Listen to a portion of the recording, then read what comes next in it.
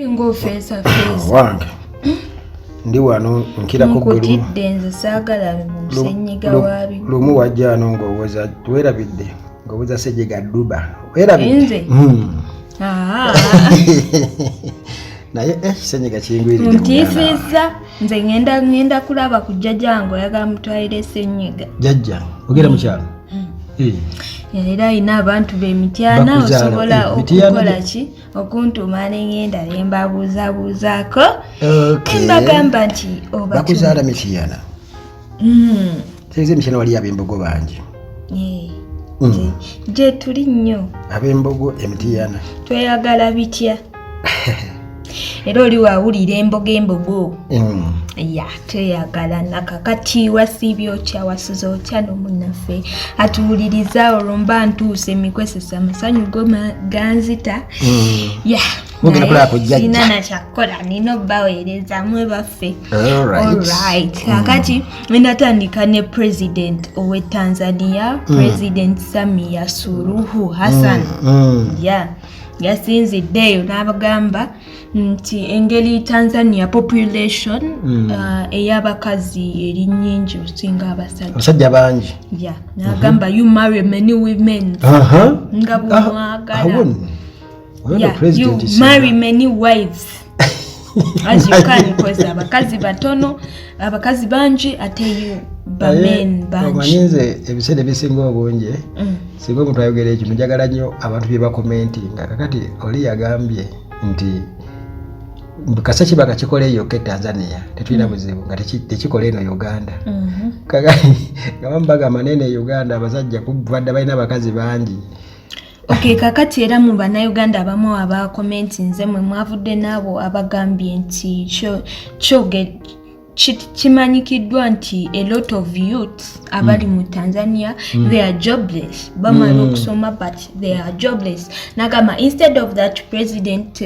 Hassan okudda mu kugamba muwase bakazi bangi what and what asooka akole ku kintu kya ekyemirimu nino okufumbirwa se mulimu abafunire okuwasa n'okufumbirwa se mulimu akameza abantu nga bakubenjawulo kameza bwe ogenda n'owasa ogenda wasa bakazi bo bana bataano bateeke wali ogenda bali search you don't work tebakola koza ate babeera bakola gwe ba business yaabwe gwalina okuleka akameza kiba kitegeeza nti kati gwe boyina okuba ng'okola nnyo olabirira abakazi abo naye nno era waliwo abantu ababadde bagamba nti eno Uganda tekikola kubanga okulabirira family mbu omuntu alema okwerabirira yekka. Olimu okwerabirira tofune bakazi 8 yagambye 8 yagambye many wives as you can. Naye obusobozi bw'omusajja buli ludda mu kuwasa sente oba alina okubanga akaluba sente era bakugambe where are you oba alina okubanga akaluba muwayase nti bonna basobola byonna olumala omuwa sente agenda kubuuza ate gw'oliwa byotandika nanti kisindika njake kale gwe kakati Prime Minister okwogera kw'ensonga President okwogera kw'ensonga ate abasajja kyeyababaliridde waliyo abatasobola waliwo okubuuza ati gw'oliwa noleka okwetunuulira neweenoonya ola bambadde ki ndiwa siriwo wano nga bakutoliwa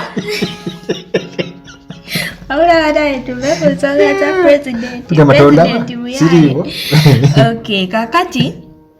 abaana abannayuganda nimbiwulidde nti bagenda kubasibira ddala musaasaanya olugambo nga Miss Uganda Hana Karema ne Kenzo bwe bali mu something whatever nyanya mutolo yabakutte simanyi Hana atava mu bufumbo bwa nyamutolo simanyi biki Kenzo agenda kubasiba bagenda kubaloba Kenzo bayagambye sima mutaina banene bana abajjayo Kenzo bayagambye nze nange sibyogeddeko ajja kutusiba nyamutolo atujjeyo ajja kutusiba nyamu atujjeyo ati ffe tuba tulwanira nze sibyogedde mbalabudde bagenda kubaloba muli ku social media mutambuza olugambo era Miss Uganda era ne Kenzo era Nyamutolo obufumbo bwe bakyogera dde ekintu ekyo ate kanjagala okubuulira bagenda kubasiba njagala okubuulira bwe batusiba katugulira Nyamutolo kikyawulira ayinza okwegumyagumya wano naye era bakusiba n'ayitiri n'akujjayo Kenzo agikula ng'ovuddeyo kale gwe weegumye bagenda kubasiba nze nja kusirika mujja kunoonya ababajjayo mmwe mumanyi bwe basiba tosobola kujja sinabyogera batidde musajja bwagamba nti nze gundi ne gundi mubaleete how can you say that nti ate nga Miss Uganda naye yatugamba they are just friends naye abaana mupika ekintu bu just friend muwoza kulevoki ekikulu bano bagenda ne bajjawo gundi yafe olutalo lwaffe wakati wa family eri ya Hamza ne Rema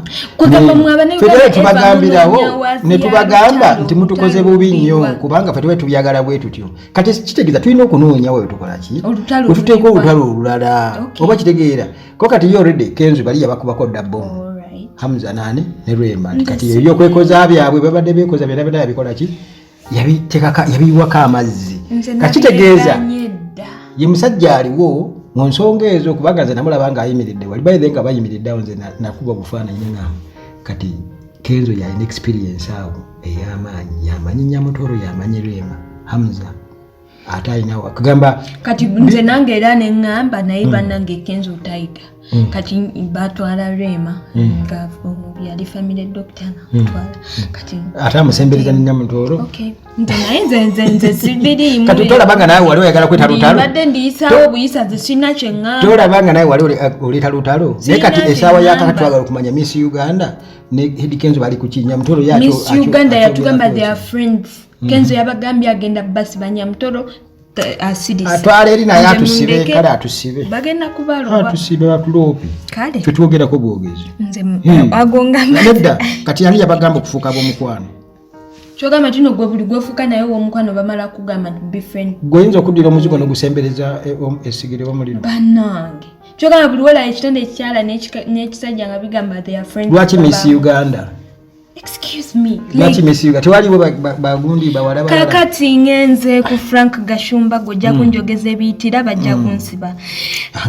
omukulu Frank Gashumba like of course yabadde alina ovaayo kutubuulira mu motoka biki walawe byakola like to defend the situation what and what adefendinga muwalawe Gashumba yagambye challenging any media personality mu Uganda nga you earn more than Sheila fulumayo bakulabe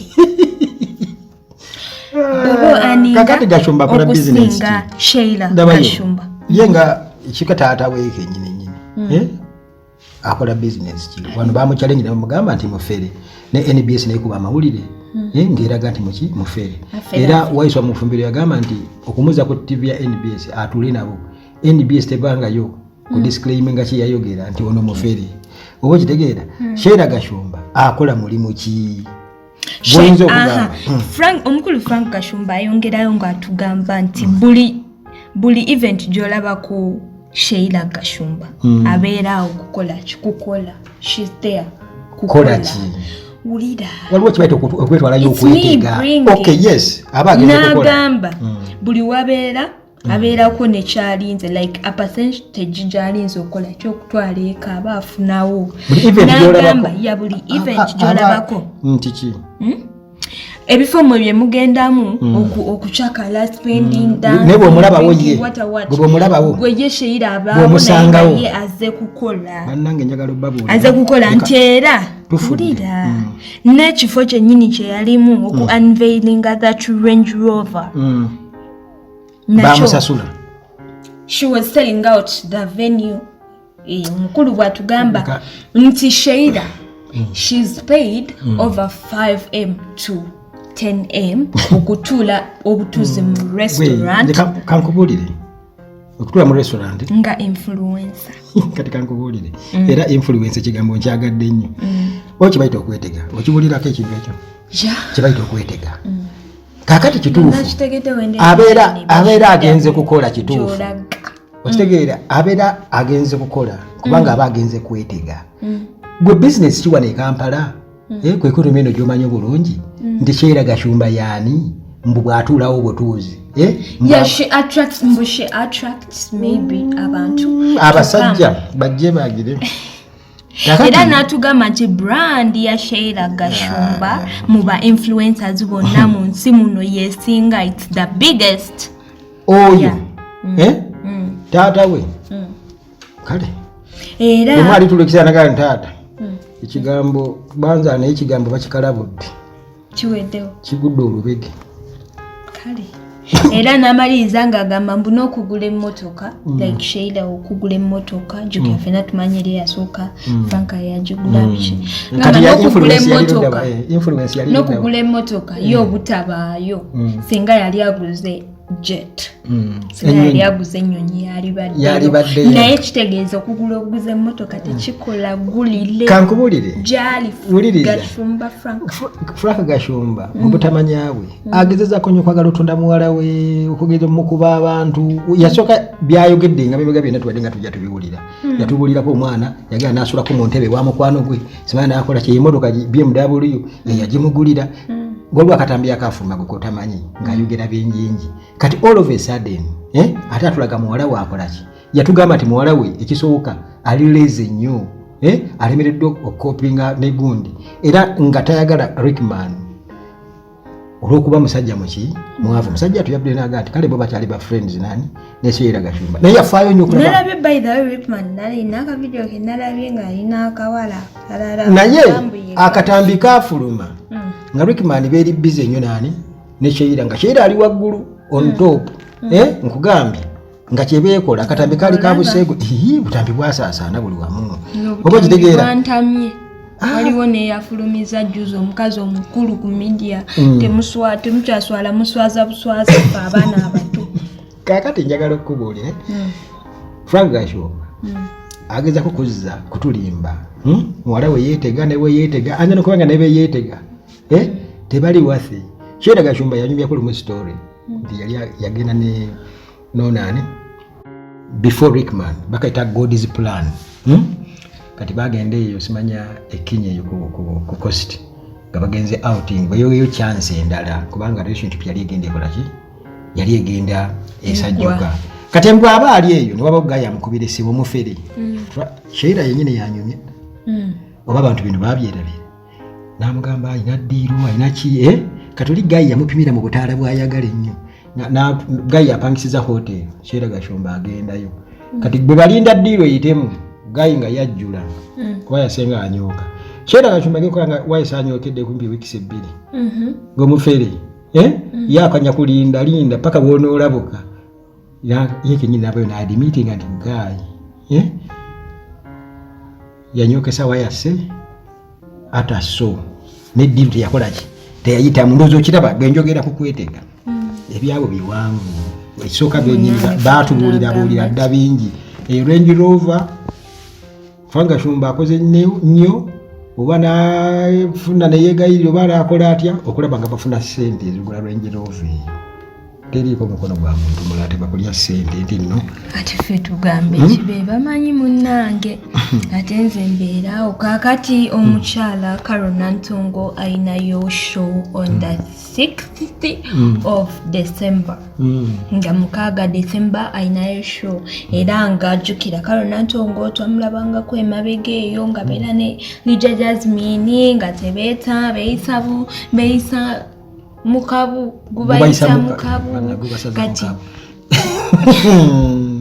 Uganda luno kati munnange bamane bayawukana mu ngeri gye zitategeera lwaki omuntu nudda Luganda w'emitiyana w'embago ojja kibuuza jjajja mukasajja ogenda munnange mu bye tutategeera bayawukana kati yabaddeko ku ka interview omukyala Carol Ntongo n'omubuuza kati wakyali Lija Jasmine avaayo maybe nakolera video like nga supportinga yo concert oba obimanyi nga omukoledde ka video come 1 come all come 6 December come Carol Ntongo ebyo like what can you do ko Carol Ntongo I do I thank her I appreciate what and what namugamba nze sokera bubi ku bantu balindabeko nga nvuma omuntu ku media wali mulabeko Carol ngavuma omuntu simulabangako nange simulaba nnyo mu mikwesese gya tabu tabeera mukwese gya tabu kati lwaki biifu yaabwe evaawa munnange ebintu tebyategeerekeka kozi bagezezaako like omubuuza abijjayo so she was like let's respect her and leave her out of this conversation. Omusajja kyayagala bigenda nnyo omuntu yena kyanza okulowoozaako kati oyagala gamba balina omusajja nadda oli ngambye ki ekiyinza otutabula nze nga tekisobola kuntabula nakyaliyo wange ati gwe tondafumbirwa wangamba okyali mwana muto biki nenjagala nkufunire wano abasajja baweereze wano egundi by the way omusajja yakuwasa yayinza okwawula ne munno wali awuliddeko Carol bali judges nga babakubye embaga no kitegeeza si byabasajja anti awe baba mulwanira nga tebalina nansonyi munnange tetumanyi kikyabawula mukyala Carol bagezaakumubuuza naye nga biki she was like nange sikakasa kuba tebasobola kwewalana lw'amaloboozi kati olwo bafaaki I don't know. Kakati omukulu manager Roger tetumanyi kikyanoonya naye nga manager Roger yagenze maaso n'apostinga ku status ye ekifaananyi kya omukulu Jeff Chiwa manager wa Sheba Kalungi n'apostinga n'ateekawo caption nga agamba nti gwe byozannya bya kidongo endongo yakusukka kati ffe tuli wala nnyo Jeff Chiwa kati njagala okubuulira manager Roger abantu babatepankirako wano ye Jeff Chiwa mu ba promoters mu bantu bonna bali baleesa abantu Jeff Chiwa yamanejingako Kamilio Jeff Chiwa namanejingako Moze Radio omugenzi ne Wizo namanejinga Shiba abo bonna ba artists betwogerako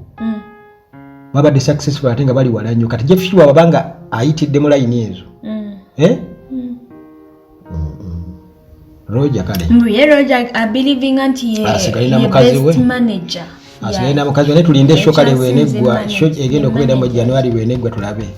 kize maybe nabikola kuba anti ayulo spice ayinzo muddira namba ateka Roger kumbe waliye yagula Range Rover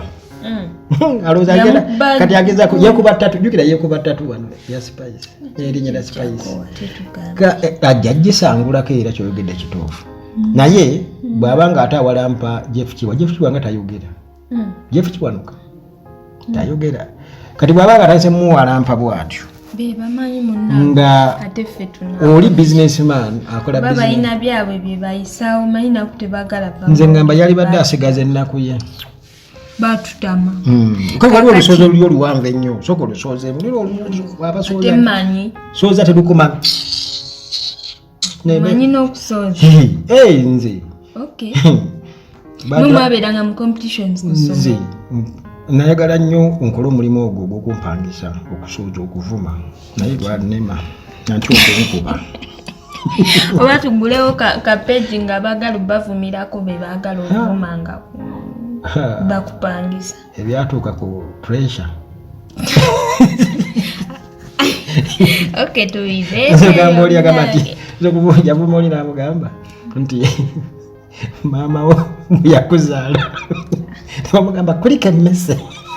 kale sebo mwana unono mwite emmese ndowooza maama wo yakuzaala ne bamugamba kulika emmese kakati omukulu waffe traffic officer era trending ennyo nafunamu ebyesava Abdala tumusiime businessman omukulu tumukunde Tony yavuddeyo natugamba nti omukulu Abdala yali ayagala kusoma law but sente munange ndowooza nezigana era ndowooza yakwataganye n'omukulu aine shaka yabagenda ku raisinga sente ez'okukola ki ez'okutwala omukulu Abdala ku ssomero asomero yatugambye like sente ez'okusoma is worth $2,000 I guess because yagambye he sent 500,000 ku line ya aine shaka 500,000 ziba nyingi 500,000 100,000 Ugandan money. Okay. Yeah. But my dollars. Kitegeeza egenda beera obanga fundraising. Because yagambye kwe number ya aineje yataddeko they are going to manage to raise money. Kitegeeza ki kwe basondera police officer agenda asome amateeka. Asomero munanga afuka afanderoya. Gwe naye omanyi nti nno nkakasizza nti omuntu okutuma erinnya liyinza okuba nga likugoberera n'emikiso oba n'ebisiraani. Gwe ono olaba tumusiime bamusiima noli tumukunde naye n'amwagala okiraba naye kati bajja kutuma erinnya nga ki erinnya nga katugeze Mbalule ng'obaluka bubalusi mu buli ngeri yonna obaluka kubaluka nga gwe Mbalule kale erinnya ly'otuuma amanya munange lawyer like omukulu wa traffic officer waffe Abdalla Tumusime abasobola mu supporting munange ate tunagamba kyebirungi byamugwiridde bambi omulimu gwe kati gwe ne bwogenda waliwo traffic n'ogenda mu waliwo abadde bagamba ku social media aba traffic mulimba kati sebo mwatandise buli wamu mbunga tumusiime eyo style ya tumusiime babalabe mukole birala bulijjo mubeera ku makubo nga mutunulira butunulizi bantu nakati mutunule butunuzi eyo chance yayise singa bulijjo mubikola. Alright, kakati malirize n'omukyala Zaria Hassan the boss lady. Yakamye naye Abannayuganda nga mwatuswaziza nnyo. Mwatuswaziza nnyo. How dare you say you saw Bikira Maria? Bikira Maria weggaya. Yabaddeyo. Nagamba maybe it was a reflection eyekire ku mirror mulaze erabikira mukunganye mumukutte ku mirror musabye really nze ndi eno South Africa bangamba Bannayuganda balabye Bikira Maria nzilange ndabiride sina na kyabagamba mugamba mwalabye Bikira nti tumulabye wetuti muwaza reflection ku mirror namwe temwamulabye nti bwe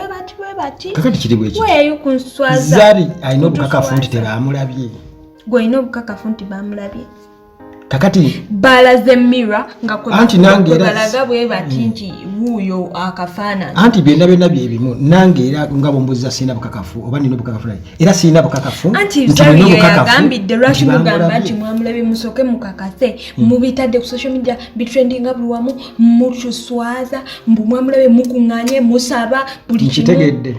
omanyi kati wana Uganda ekiri trendinga kyebabuukira awo Zari naye yagadde akomentinge okay ngatenze nayogera ki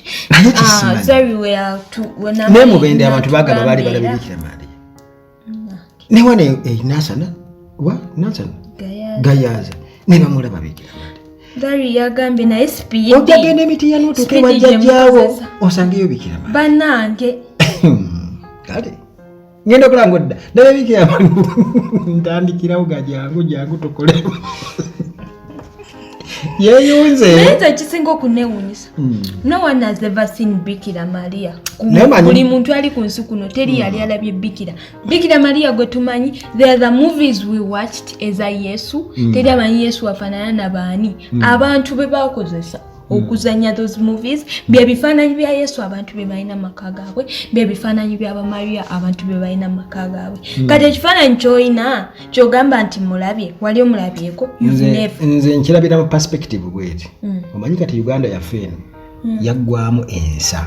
kyebayita empisa mu bantu kati ekintu ngakyo bwe kigwawo gavumenti eba efunye omukisa okubeera nti abantu kati bakwatidde awo emitima gyabwe gikkakkanye kati awo esobola okutwalawo emisomo basobola okugendayo ne babagamba bannange timulabe Bikira Maria eyo group ne tukimanyi tukoze eki temuddamu kukola ki kintu abantu bye bakola ebikyamu ne bakulumi tunzo bafunira omuntu kola Bikira Maria jangu oyogera omukisa guno kyonna kye wali okoze ogenda okulanga oli agamba nti nze nakuba ngundi akayondo nga tumufunye nga tumutegedde naye kwegamba kale kyengezaako okugamba nti kakati ensi engeri gyeweddemu ebintu kati abantu bebakakkanako bwe bati omukyala Zabi yagambye sipiidi gye mukozesa okuddusa ebintu bye muba mulabye nti bw'alayo ekituufu omala olunaku lumu nga toli ku social media oba TikTok oba naddala TikTok omala olunaku lumu nga toliko enkya ogenda okudda nga buli story gy'otuuka ku buli video gy'otuukako tobitegeera abaana bakuyiseko ate kati akkirize nagamba that speed you use mu ebyo ebintu lwaki temugikozesa mu development kyokoleke Zari akkirize nti speed emususeeko naye nga tuddayo ku nsonga kubanga Zari y'omu ku bantu ababuzaabuza abantu ku social media abeera osimanya bya Shakibu simanya byabeki simanya avudde mu musajja ono azzeewo ono akoze atya kwegamba naye ate bad news oba kitegeera si example nungi yakulabirako naye nze kyendowooza nga bw'ali nti ayogera ku nkulaakulana nga bw'agitegeera ennyo akozesa omukisa ogwo abantu abo nga balaba Bikira Maria nga bakyali mu nzikiriza eyo agendeyo nga Zari Hassan abagambe nze Zari Hassan gwe mumanyi obulungi eno n'enzira eno kati ndi eno wa Shakibu kakati mbadde nzize tusobole okubaako enkulaakulana gye tutuukako ng'egyo tulaba Bikira Maria kati n'atandikirawo kubanga ye ategeera ebyenkulaakulana abantu bakuŋŋaanye wamu. No one is sure that it was Bikira. Temumanyi Bikira bwafaanana banangeze mundeke sokoleke kati gwe tomumanyi bwafaanana. No ebifaananyi bye tobiraba ebyo ebifaananyi nva kugamba nti si bya Bikira. Those people be bakozesa okuzanyanga firimu za Yesu ezo za Bible stories bye bifaananyi bye mulina maka gammwe mbu Bikira mbu Yesu. No kireza katugamba Katonda taliyo. Emabega eyo waliyo yali alina kamera nti yakuba Yesu ekifaananyi ng'abuulira egindi waliyo yali agiina. Lwaki mudda ku bifaananyi bya kamera be baplayinga ebyali scripted ne babizanya mulaka mulimu ne story ezimu nga Yesu teyabikola. Kakati ebintu biri ancient kati nga pyramids ez'omu Egypt kuliko ebifaananyi babikubako batya byaba Farao waliwo ba artists ebiseera abaengravinganga enjazi echa Yesu wakirabawa. Okay, tugambe bateeka Farao naye ne Farao golaba mu Bible movies ze bakola si oli Farao ali eyo nange simanyi pyramids era tulina firimu ati ekyo kyenkugamba nti era firimu ezo nga we muziina ebifaananyi abantu abazanyanga ba Maria ba Yesu kati Jesus agenda komawo kale Jesus yagambira Quran egamba Jesus Isa agenda kudda ne Bible egamba agenda kudda kati bwakomawo kitegeeza tujja kuba tetumutegeera nti una akomyewo era asobola okuyitako n'otategeera nti Yesu kuba tewali yali amulabye. Obubonero bujja kubaawo obubonero bubeewo era osanga kati obubonero buyinza bwakoze ki butandise okulabika Maria kazi agenda muzaala era wajja kubaawo abawakana tanadda akomyewo kakati nze ngamba oba ne Yesu yaddadda saagala kukola ki ng'akyalina waali buli yekwese abalaba yalabye nani tamo bana tugende oba yafulumiza akatambi kani nga yakeditiza mukama Katonda Yesu ng'alaba kulo Jeffrey Lutaya olide nagalabye naye tugende Jeffrey yayogedde yavudde nkomwasi mwaga twa poison mutu kwano mu Uganda mutu ningamba bannange omanyi abana bakoze mu video basisizaga ayogedde omuzirane gutonyanga mungi nnyo enkubanga nnyingi nnyo era atunga nnyingi nnyo olw'okuba avuddemu ebigambo omulundi ogusoose mu palamenti kyemanyi ku Jeffrey Lutaya abantu abamu balowooza nti ayinza obutafaananga hola abantu n'abalala lwakuba nti abantu babeera tebamumanyi Jeffrey Lutaya ye muntu wegamba ekisooka kyemmanyi muntu muna bizinensi ennyo ate omuntu abala ennyo kakati Jeffrey Lutaya Anita Mungu yagenda kitumanyi bisana bya campaign naye yakasuseyo jinja lyeri ono oliwulira kati oyinza okwesanga nga omuntu okulu anofuna chance eyo okwogera ojogere kuki omugezi yaba mugezi naye newe n'ensonga gye yabadde ayogerako yabadde y'amakulu era naye yakozesa chance eyo bwe kati waliwo takinga Abaganda muntu bwana okay Kenzo ndi Muganda Buli muki. Mpaana n'Abaganda. Simanyi gwa ngamba. Nze nange nzirayo olumu ne neebuuza naye ndi muki. Jjajjaawo muki. Ate mmanyi. Naye ndowooza ngenda omulaba mubuuze. Ne jjajja ekituufu ndi muki. Simanyi nange. Buganda ndukuba embogo. Kazi wagambye otya? Nze beera wano nga jjajjange yali mu Amerika nga ndi eno wammwe mumbonyabonya ne Uganda kumbe obutuuze bwange twala gweri kankuviira nakuviira. Okay, see you when you see me. Ab'emityana banninde.